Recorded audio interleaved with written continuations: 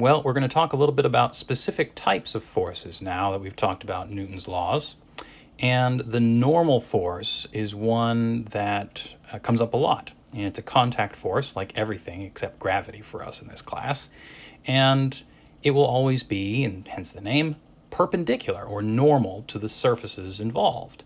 So if you take an object resting on your desk, let's draw a free body diagram of this object, okay?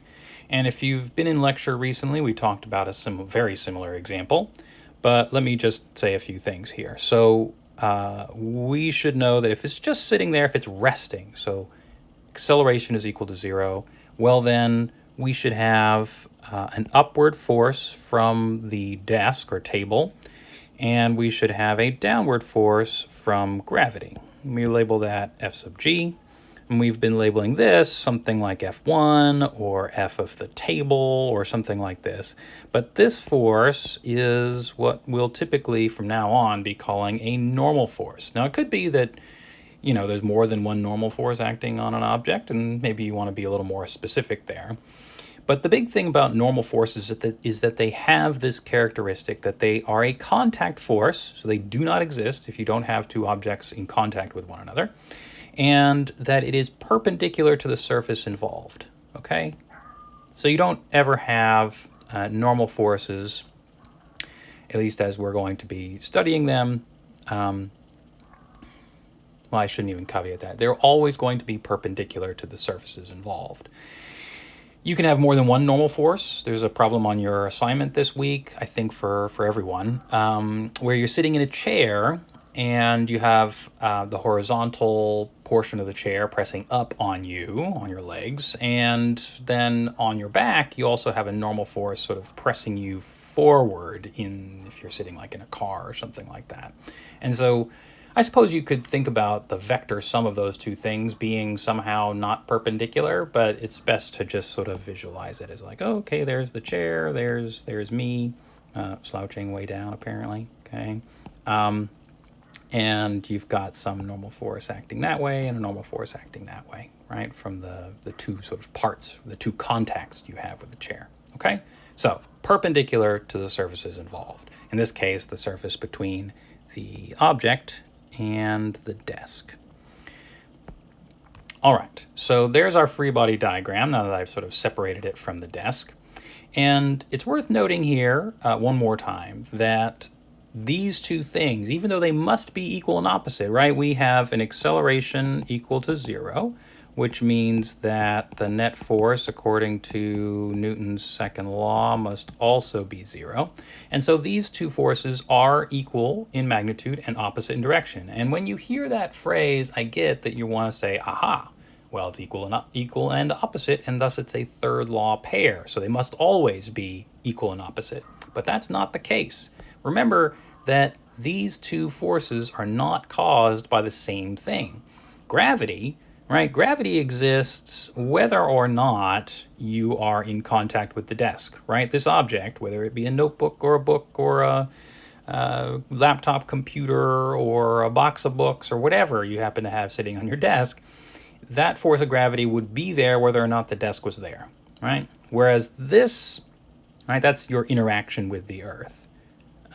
So origin equals Earth's gravity, okay? Whereas this is a result of the table, right? This is a contact force from the table desk that's acting on this object.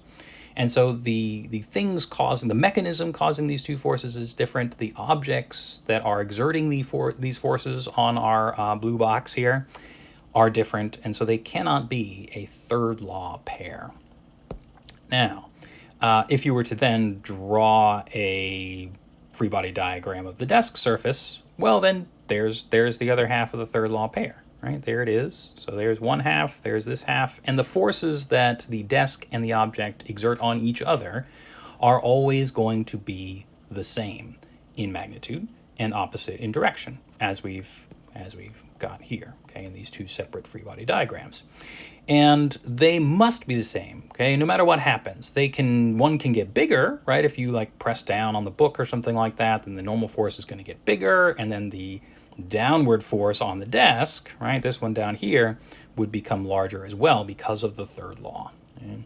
Now, if you're looking for where the third law pair for this other force, the force of gravity, is, well, if you were to, draw a free body diagram of the Earth, not to scale, of course, well, then there it is. Okay, so the object here, the blue box, is being pulled down by Earth's gravity, and it, at the same time, is pulling up on the Earth with an equal in magnitude and opposite in direction force, because they're interacting via the gravitational force, and so those two forces that I've circled are third law pair, okay, and they will always be equal, and opposite in direction, of course, okay.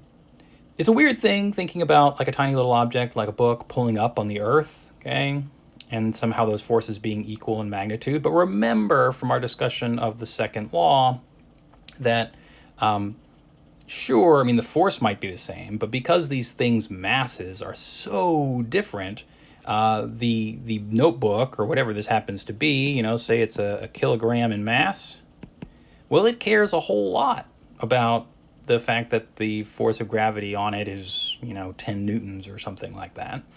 Whereas a 10 Newton force down here acting on the Earth, where the Earth's, mass is somewhere in the neighborhood of 10 to the 24th kilograms, so 24 orders of magnitude larger than the notebooks, well, it doesn't care at all when you look at the form of Newton's second law that looks like this, right? Mass is huge, acceleration is correspondingly much smaller. Nears makes no difference, 0, okay? So we don't have to worry about our notebooks affecting the trajectory of Earth or something wacky like that. Okay, so that's the normal force. Now the normal force, the other thing to keep in mind is that it is always perpendicular to the surfaces involved, okay? So here we have a level surface, and so all of the normal forces we've been talking about are perpendicular to that sort of red line there, to that surface. However, it is not always thus, okay? So do not make the mistake, as sometimes people do, to look at this and be like, oh, I'm used to writing normal forces vertically upwards, and just be like, cool, okay, there's my normal force, on we go, okay? No, right?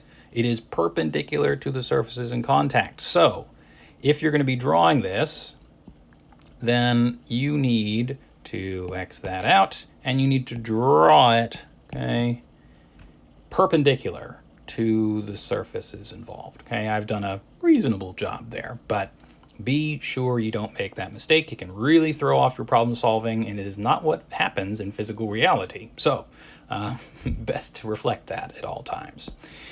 So your forces acting on this block might look something like this if nothing else is touching it.